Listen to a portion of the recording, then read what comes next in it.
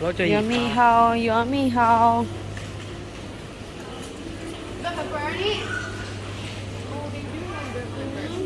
là béo chứ mà rồi giống sốt phở bên hai ốp cái phở ô bên chế lồng ô kìa nó biết tôi đâu bên chế ô chế just semi oil đây rồi bây giờ muốn cho chế gì thì đúng nọ rồi Cho con này, Bố cho cho trái này. nó con cho nó con nha chị không muốn đi chỉ cần là dịp bữa Cô bóp bên đó. Cô bóp bên đó, cô kia lèo.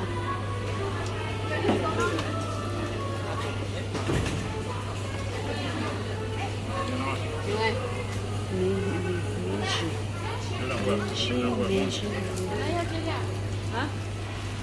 Cho coi nếu ối giờ cho nó bằng mắt kia cái không được xưa đừng hối cho nó cô tụi nó cái nhé đâu đó mà hả có rồi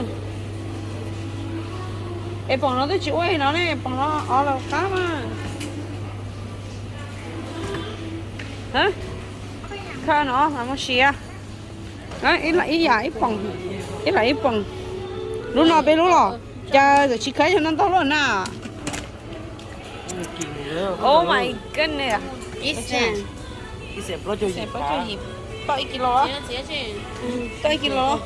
Ồ, cho nó bị kia. kiwi Là kia ăn kìa. cho họ Nên chỗ nào cá gì có. có rồi cho nó này Cho nó xì đua đó nè. chỉ đua em bật ra Đó mà. cho nó cho cá sĩ Ủa, anh ấy mới tuần nhàng mà đi. bữa lúc nào Chỉ bữa lâu giờ là mua lấy nó là. bây giờ mẹ lừa mốt tụi ní ít cho nó cầu cho nó bóp vào trên à Rồi đó. bây giờ cho cái mẹ à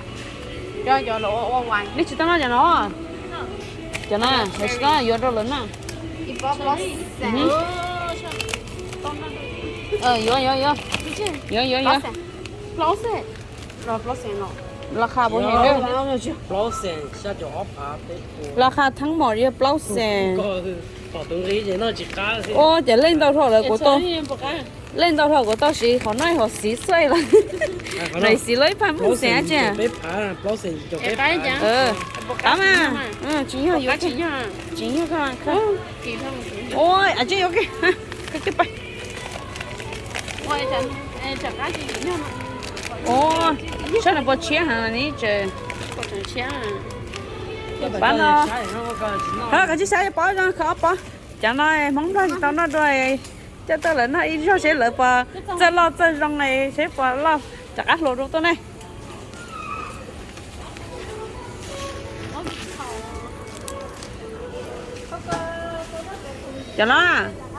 cho nó mà cá sữa tới cho nó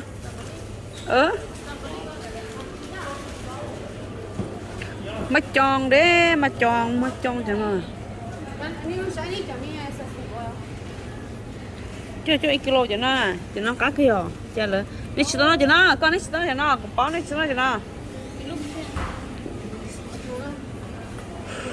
ô mà cái than nó mà cái than nó lỡ mà cái than nó cho nó ta lấy cho thì cá ngồi cá này cá cho nó cá chẳng nó đủ cả mà nếu mà sẽ nó là cá chén nếu trong nhà đi gì à nó cá chỉ có nó đi chặt nó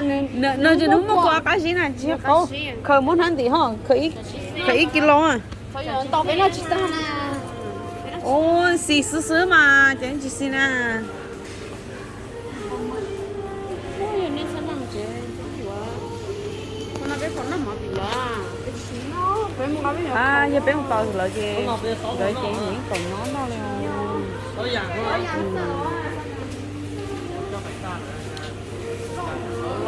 chẳng dễ qua do hả chẳng dễ qua do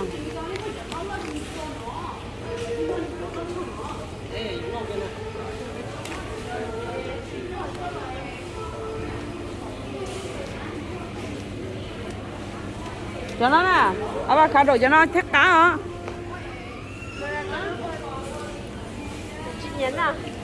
chị nhớ nó cái chị xin nè đấy chị xin nè chị xin hay giờ muốn nó là xin mà